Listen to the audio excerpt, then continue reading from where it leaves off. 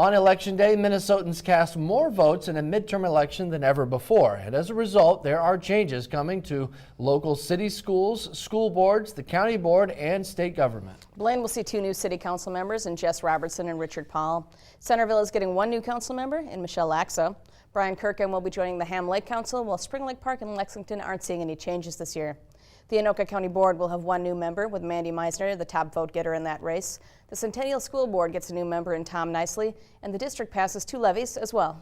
At the state level, all of the constitutional officers, including governor, attorney general, secretary of state, and state auditor, all went Democrat, and the Democrats took control of the state house as well, while the Republicans held on to control of the state senate through the one special election. We were here on election night, bringing live interviews and analysis in many of the races.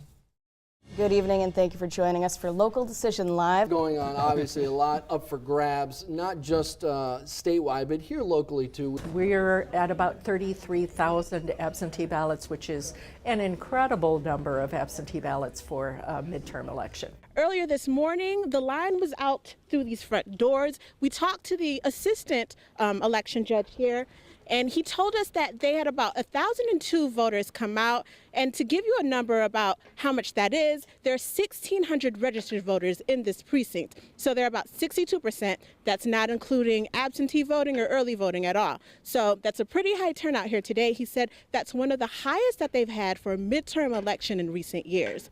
Well, turnout's always interesting. I stopped by the Circle Pines City Hall, and they have all this, of course, it's all electronic now, you know, so they have all this thing they can tell you.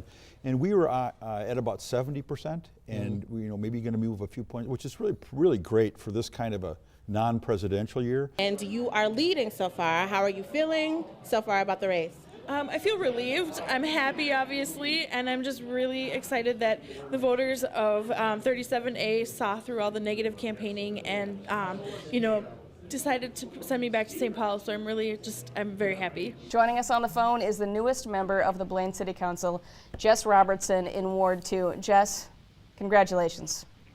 Thank you so much. I'm so honored and humbled, truly. Thank you.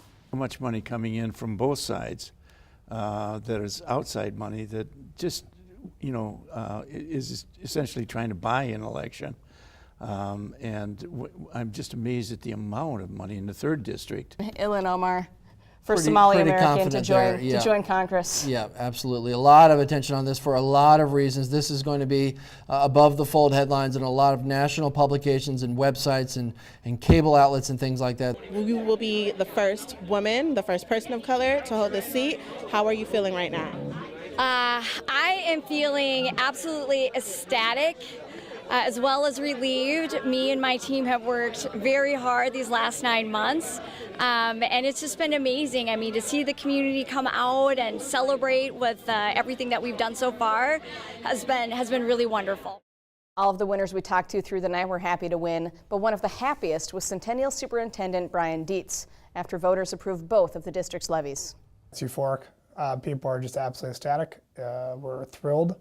And I think it was just more gratifying by the fact of the margin we won by as well. I think it's a validation for the work we've done the last 5 years historically with moving kids in the right direction. So it's a really positive vibe today.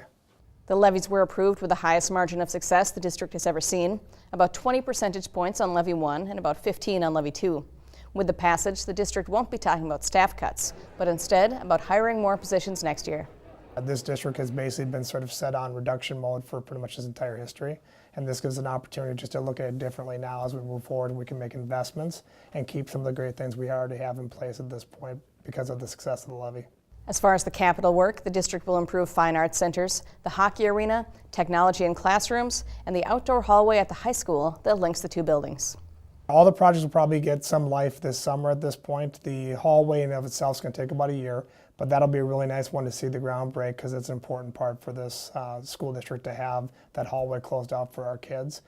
So between the projects from the hallway to the fine arts facilities to the technology and then the staffing piece will start posting this spring and get people in place for the 1920 school year. We have a link to all the numbers for all the races and votes, including the Centennial Levy, on our website. Head to northmetrotv.com and click on Local Decision to see how everything broke down in every race.